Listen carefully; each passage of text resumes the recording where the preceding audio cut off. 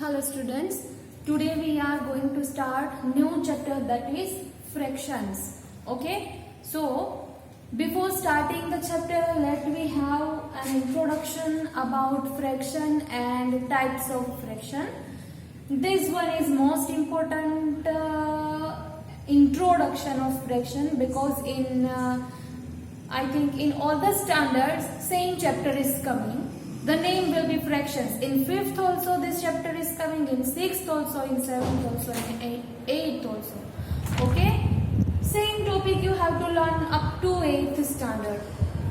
That's why I'm explaining here all the types of fractions. Okay, before going through the types, let me start with the name itself. What is fraction? So see here.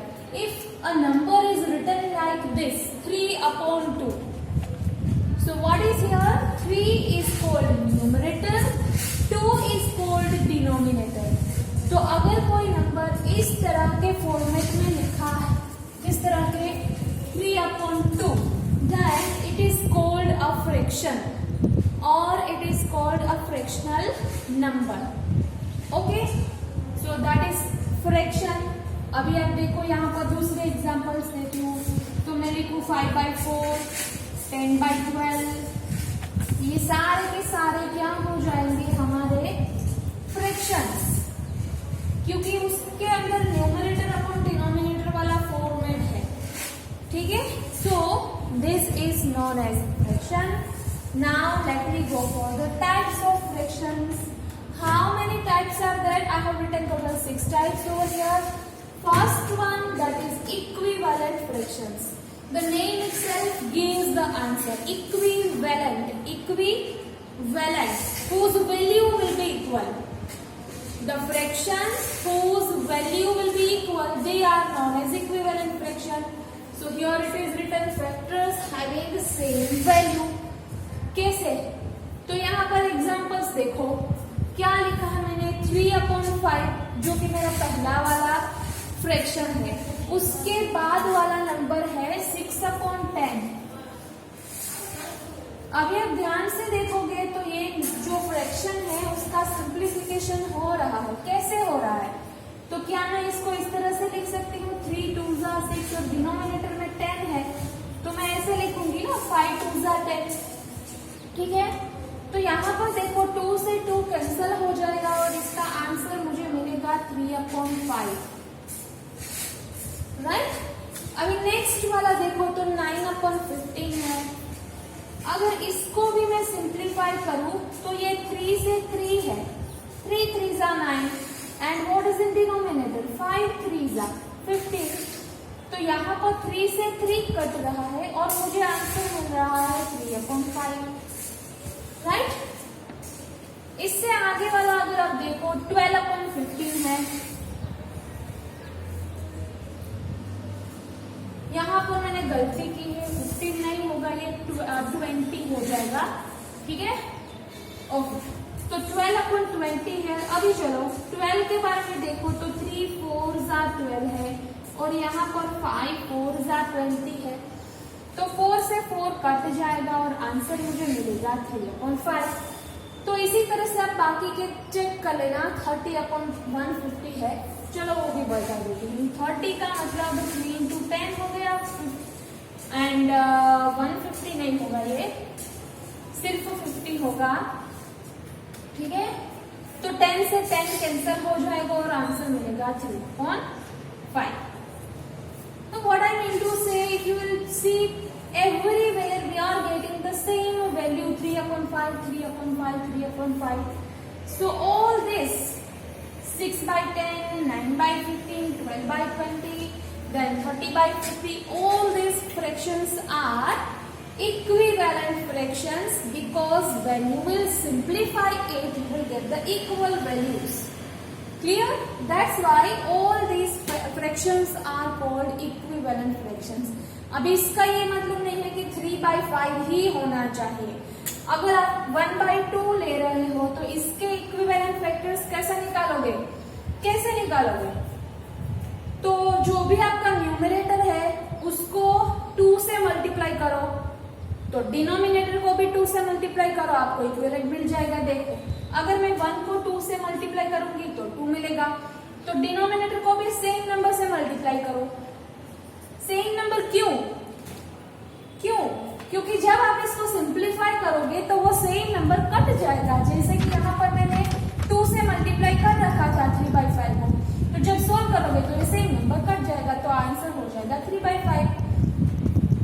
ठीक है, तो जो भी number आप multiply करो numerator denominator में equal रखो ताकि आपको इक्विवेलेंट फ्रैक्शन मिल जाए। ठीक है, तो दूसरा इक्विवेलेंट अगर मैं इसको 10 से मल्टीप्लाई करूं तो डिनोमिनेटर को भी 10 से कर दो, तो इट विल बी 10/20। तो ये तीनों के तीनों इक्विवेलेंट फ्रैक्शन हो गए। ठीक है, so that's all about equivalent fraction. Next is proper. Okay, proper and improper we will learn together. See what is written, n stands for numerator and d stands for denominator. If numerator is less than denominator, then it is proper fraction. If numerator is greater than denominator, then it will be improper. So ये आपको याद रखना है, अगर numerator denominator से छोटा है तो उसको प्रॉपर फ्रैक्शन बोला जाता है। आप एग्जांपल देख लो, 3 5 से छोटा है, 7 9 से छोटा है, ये वाला 7 20 से छोटा है, 10 है तो 30 से छोटा है। तो जो भी फ्रैक्शंस आप ले लो उसमें अगर न्यूमरेटर की वैल्यू डिनोमिनेटर की वैल्यू से छोटी आए तो उन सारे फ्रैक्शंस को हम बोलेंगे proper fraction. Next is improper, totally opposite of proper. जो भी ऑपोजिट में है उसका ऑपोजिट लिख दो, जो भी प्रॉपर नहीं है वो सारे इम्प्रॉपर हो जाएंगे। सही है, लेकिन ये आंसर थोड़ा वैलिड नहीं है। ठीक है, मैं ऐसे नहीं बोल सकती कि जो भी प्रॉपर नहीं है वो इम्प्रॉपर है। लॉजिकली तो सही है, लेकिन कैसे पता चलेगा? तो उसके लिए ये याद रखो, numerator will be greater than denominator. जिस भी फ्रैक्शन के पास न्यूमरेटर है वो डिनोमिनेटर से बड़ा रहता है, जैसे कि 10/5 तो ये इम्प्रॉपर हो गया, 12/4 तो ये भी इम्प्रॉपर हो गया, 9/7 तो ये इम्प्रॉपर हो गया। ठीक है, तो आप ये याद रखो, जिसका भी न्यूमरेटर बड़ा है डिनोमिनेटर से वो सारे ही इम्प्रॉपर हो जाएंगे। ठीक है, next fourth one, that is mixed fraction. Mixed, the name itself gives the answer. Mixed means definitely there is mixing of something. Whose mixing is here? A whole number and a fraction number. तो ये जो mixed fraction है उसमें क्या होता है, whole number का और फ्रैक्शनल नंबर का मिक्सचर होता है। कैसे? A fraction having a whole number and a fractional part, दोनों ही रहेंगे इसके पास। देखो 3 इंटीजर 1/2, तो यहां से अगर मैं इसके 2 पार्ट बना दूं तो क्या हो जाएगा, ये नंबर है 3 + 1/2, इसको बोलते हैं 3 + 1/2। तो 3 जो है ये हमारा होल नंबर हो गया और ये 1/2 जो है वो हो गया fractional part.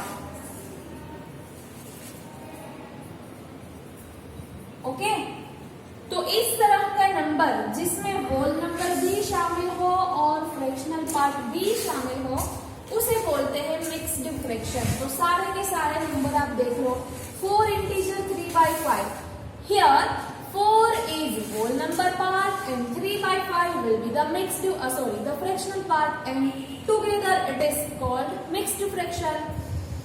In 7 integer 3/4, 7 will be the whole number and 3/4 will be the fractional part. तो इस तरह के नंबर को बोलते हैं मिक्स्ड फ्रैक्शन। अब एक क्वेश्चन ये है कि ये कहाँ से आए, मिक्स्ड फ्रैक्शन कैसे मिलेगा हमें? तो उसका आंसर है इम्प्रॉपर फ्रैक्शन में से मिलेगा। कहाँ से मिलेगा? इम्प्रॉपर। कैसे मिलेगा? चलो देखते हैं। इम्प्रॉपर फ्रैक्शन क्या है? पहला वाला है 10/5। तो 10/5 का मीनिंग हो रहा है कि हमें 10 को 5 से डिवाइड करना पड़ेगा। अगर आप 10 को 5 से डिवाइड करोगे, अभी सबसे पहले तो चलो मैं इसको थोड़ा चेंज करती हूँ। यहाँ पर 5 की जगह पर मैंने 3 ले लिया। क्यों? क्योंकि अगर मैं 5 से करती ना तो रिमाइंडर नहीं छूटता। मुझे मिक्स फ्रैक्शन के लिए रिमाइंडर चाहिए, इसलिए ठीक है। अगर मैं 10 को 3 से डिवाइड करूंगी तो 3 3 जा 9 हो जाएगा और रिमाइंडर बचेगा 1, ठीक है। तो ये तीनों के तीनों हमारे लिए इम्पोर्टेंट है, राइट। तो क्या हो जाएगा इसका मिक्स्ड फ्रैक्शन फॉर्म 10/3 का 3 इंटीजर 1/3 हो जाएगा। कैसे? जो भी रिमाइंडर बचा उसे ऊपर चढ़ा दो न्यूमरेटर में, ठीक है। जो भी हमें क्वोशंट मिल रहा है यहाँ पर उसको साइड पर लगा दो और जिससे आप डिवाइड कर रहे हो डिवाइजर उसको डिनोमिनेटर में डाल दो। 3 इंटीजर 1/3 हो गया, ठीक है। तो ये हो गई मिक्स फ्रैक्शन की वैल्यू। जो भी इम्प्रॉपर था 10/3 वो क्या था? इम्प्रॉपर, और मिला क्या हमें? मिक्स, ठीक है। तो कोई भी इम्प्रॉपर फ्रैक्शन को आप मिक्स्ड फ्रैक्शन में कन्वर्ट कर सकते हो, क्योंकि इम्प्रॉपर के अंदर मिक्स फ्रैक्शन छुपा है। क्लियर? दूसरा ले लो, चलो 9/7 से ट्राई करते हैं। तो 9 को अगर मैं 7 से डिवाइड करूंगी तो 7 1 जा 7, हमारी रिमाइंडर बचेगी 2। तो इसको अगर मैं मिक्स्ड फ्रैक्शन में लिखूं तो कैसे लिख पाऊंगी? जो भी आपका क्वोशंट है उसको साइड पे लगा दो, मतलब वो नंबर वाला पार्ट, ठीक है। और रिमाइंडर को ऊपर चढ़ा दो न्यूमरेटर में। अब जो बाकी बचा उसे नीचे रख दो। क्या बाकी बचा? डिवाइडर, उसे नीचे आएंगे डिनोमिनेटर में। तो हमें मिल रहा है 1 इंटीजर 2/7। तो ये हो गया 9/7 वाले इम्प्रॉपर का मिक्स्ड फ्रैक्शन फॉर्म। ये इम्प्रॉपर था और ये मिला हमें उसका मिक्स्ड फ्रैक्शन, ठीक है। अभी पता कैसे चलेगा ये सही मिला या गलत? तो आप चेक भी कर सकते हो। कैसे? ये जो आपको मिक्स फ्रैक्शन मिला है, मैं यहाँ वापस से लिख रही हूँ, देखो बड़ा करके। कैसे चेक करेंगे? जैसे हमने इम्प्रॉपर को मिक्स में कन्वर्ट किया, उसका रिवर्स भी पॉसिबल है। आप इस मिक्स फ्रैक्शन को फ्रैक्शन में फिर से भी कन्वर्ट कर सकते हो। चलो करते हैं। याद रखो, यहाँ पर मल्टीप्लाई करना है और यहाँ पर एड करना है, ठीक है। दोनों साइन आपको अलग दिखनी चाहिए।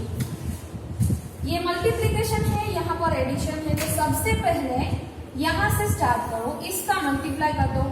7 1 जा 7, जो भी आंसर आए उसमें ये ऐड कर दो। तो 7 1 जा 7, 7 में अगर आप 2 को ऐड करोगे तो 9 मिलेगा और डिनोमिनेटर में उसको एज इट इज लिखना है। देखो जो भी फ्रैक्शन था वो वापस आ गया। इससे हमने क्रॉस चेक भी कर लिया। यहाँ पर भी हो सकता है, देखो 3 को 3 से मल्टीप्लाई कर दो 9, उसमें 1 को ऐड कर दो तो 10 हो गया और डिनोमिनेटर को एज इट इज रख दो, मिल गया वापस। तो इस तरह से आप इम्प्रॉपर को मिक्स में और मिक्स्ड को इम्प्रॉपर में कन्वर्ट कर सकते हैं, ठीक है। आगे जाएंगे, which one is next? Mixed हो गया। Now like and unlike. Okay, like fractions किसे बोलते हैं? Very simple, having same denominators. तो ऐसे फ्रैक्शंस जिसके पास डिनोमिनेटर्स इक्वल हो। एग्जांपल देख लो, आप समझ जाओगे। 3 के डिनोमिनेटर में 5 है, 1 के डिनोमिनेटर में भी 5 है, 2 के डिनोमिनेटर में भी 5 है, 7 के डिनोमिनेटर में भी 5। सभी के डिनोमिनेटर इक्वल है तो इसको लाइक फ्रैक्शन बोलते हैं, ठीक है। अनलाइक फ्रैक्शन तो इसका opposite. The fractions having different denominators they are called dislike। dislike या तो फिर unlike, दोनों ही चलेंगे। तो unlike में देखो, रेंडमली कोई भी ले लो, डिनोमिनेटर सेम नहीं होना चाहिए, डिफरेंट होना चाहिए। तो ये हो गया अनलाइक फ्रैक्शन, ठीक है। तो लाइक फ्रैक्शंस का हम एडिशन और सब्ट्रैक्शन इजीली कर पाते हैं। देखो मैंने वहां पर लिखे है 3/5 एंड उसके बाद 1/5, दोनों ही लाइक फ्रैक्शंस है। I want to add this to like fractions, so whenever I will add this to like fractions, denominators are equal, so I will write 5 in denominator, and what I will do in numerator, directly I will add the numerators. The numerator of first one is 3, numerator of second one is 1। दोनों के numerator को add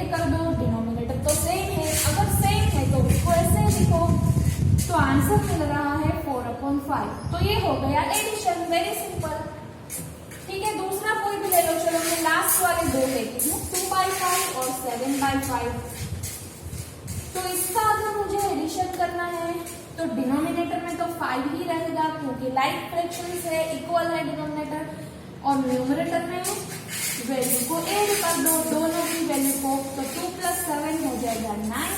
तो इसका मुझे answer मिला 9/5। तो इस तरह से लाइक फ्रैक्शंस का एडिशन होता है, वो बहुत ही इजी है। उसी तरह से सब्ट्रैक्शन भी बहुत इजी है। देखो सेम नंबर्स का मैं सब्ट्रैक्शन करती हूँ। चलो 3/5 - 1/5 करना है, तो डिनोमिनेटर में तो 5 ही रहेगा, and in numerator we have to subtract both the numerators, first one minus second one, so it will become 2/5। ये हो गया 2/5, सब्ट्रैक्शन हमें मिल गया। दूसरा वाला देखो 2/5 - 7/5, तो यहाँ पर भी डिनोमिनेटर रहेगा 5 और न्यूमरेटर में करना पड़ेगा सब्ट्रैक्शन। तो 2 में से 7 को माइनस कर दो। अभी ये शायद 5th और 6th स्टैंडर्ड के स्टूडेंट्स को समझ में नहीं आएगा, क्योंकि छोटे नंबर में से बड़ा माइनस कर रहे हैं। ठीक है, तो आप रहने दो, बाकी के स्टैंडर्ड्स के लिए इंपॉर्टेंट है। अगर आप 2 में से 7 को माइनस करोगे तो आंसर मिलेगा आपको -5/5। ठीक है, तो 5 कट भी जाएगा और आंसर मिलेगा -1। ये नेगेटिव नंबर्स वाला कॉन्सेप्ट है, लोअर स्टैंडर्ड के लिए नहीं है। ठीक है, ये जनरल वीडियो सबके लिए बना रही हूँ, तो यहाँ पर मैं सारे टॉपिक्स कवर कर रही हूँ, 5th और 6th स्टैंडर्ड के लिए नहीं। ठीक है, ओके, यहाँ तक सभी के लिए है, ये आप सभी को समझ में आएगा। सिर्फ यही वाला आप नहीं समझ पाओगे 5th वाले, क्योंकि ये नेगेटिव का है। ओके, तो ये था लाइक नंबर्स का सब्ट्रैक्शन एंड एडिशन। उसके बाद आता है अनलाइक नंबर। तो जिस तरह से हमने लाइक वाले फ्रैक्शंस को ऐड किया, तो जो फ्रैक्शंस अनलाइक होंगे उसका एडिशन हम कैसे करेंगे? तो for that let me take one example. अगर मैं यहाँ पर ले लूं कि 1/2 और मुझे इसमें ऐड करना है 3/5, कैसे करूंगी? यहाँ पर डिनोमिनेटर्स इक्वल नहीं है, तो सबसे पहला स्टेप क्या करना है हमें? We have to make the denominators equal. We have to make the denominators equal by taking the LCM.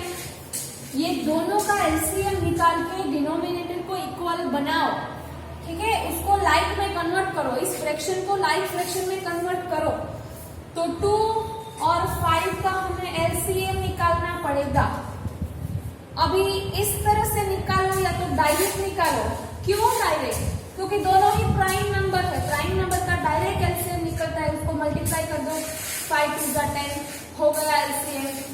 अगर नहीं समझ रहे हो तो निकालो एलसीएम, 2 × 1 = 2, देन आफ्टर 5 × 1 तो क्या होगा? वही हुआ ना, 2 × 5। ठीक है, तो एलसीएम निकल गया है हमारा 10। तो व्हाट वी विल डू, यहाँ पर हमें 10 लाना पड़ेगा, यहाँ पर भी हमें 10 लाना पड़ेगा। ये हमारा क्वेश्चन है। अगर 2 की जगह पर 10 मुझे चाहिए तो मुझे 5 से मल्टीप्लाई करना पड़ेगा, तभी 10 हो पाएगा। तो अगर मैं न्यूमरेटर में डिनोमिनेटर में 5 से मल्टीप्लाई करूं तो ऊपर भी 5 लगा दो, ताकि क्वेश्चन की वैल्यू चेंज ना हो, क्योंकि ये 5 तो वैसे ही कट जाएगा, आंसर तो 1/2 ही रहेगा ना। ठीक है, उसी तरह से यहाँ पर 10 चाहिए तो 2 से मल्टीप्लाई कर दो, तो ऊपर भी 2 मल्टीप्लाई कर दो। ठीक है, अभी आगे देखो, 5 × 1 = 5 हो गया, डिनोमिनेटर में 10, 3 × 2 = 6 हो गया, डिनोमिनेटर में 10। देखो अभी ये लाइक फ्रैक्शन में कन्वर्ट हो गया। इसके बाद की प्रोसेस तो पता है हमें कैसे करना है, दोनों को ऐड कर दो, 5 और 6 को, 11 हो गया, डिनोमिनेटर में 10 रख दो। तो इस तरह से अनलाइक फ्रैक्शन को पहले हमें एलसीएम लेकर लाइक में कन्वर्ट करना पड़ेगा, बाद में हम उसका एडिशन या तो सब्ट्रैक्शन करेंगे। तो ये था हमारा 6th टाइप। उसके बाद और भी एक टाइप है, मैं लिखना भूल गई, जो है unit fraction. Unit fraction. Now what is unit fraction? Unit माने 1, whose value is 1. Unique fraction means whose value is 1. तो ऐसा फ्रैक्शन जिसकी वैल्यू 1 हो. अब ये कॉमन सेंस है, किसकी वैल्यू 1 होगी? 3/3. जो भी आपका न्यूमरेटर है वही डिनोमिनेटर में लिख दो, तभी इसकी वैल्यू 1 हो पाएगी ना. 3×3. अगर मैं 5 लिखूं तो नीचे भी 5 लिख दो. 10 है तो नीचे भी 10 लिख दो. 131 है तो नीचे भी वही नंबर, तभी इसकी वैल्यू 1 हो पाएगी. तो इसका मतलब है कि अगर न्यूमरेटर एंड डिनोमिनेटर दोनों ही सेम रहेगा तो इस तरह के फ्रैक्शन को हम यूनिक फ्रैक्शन बोलते हैं. ठीक है, तो ये 7 टाइप्स के फ्रैक्शंस है. मेरे ख्याल से सारे फ्रैक्शंस आ गए हैं इसमें. तो ये जनरलाइज्ड वीडियो मैंने बनाया है, सिर्फ फ्रैक्शंस के टाइप को एक्सप्लेन किया है यहाँ पर. ठीक है, ओके. तो आप इसे नोट कर लेना अपनी क्लास नोट में या तो फिर ऐसे ही कहीं पे. ठीक है, तो ये था फ्रैक्शंस के बारे में वीडियो.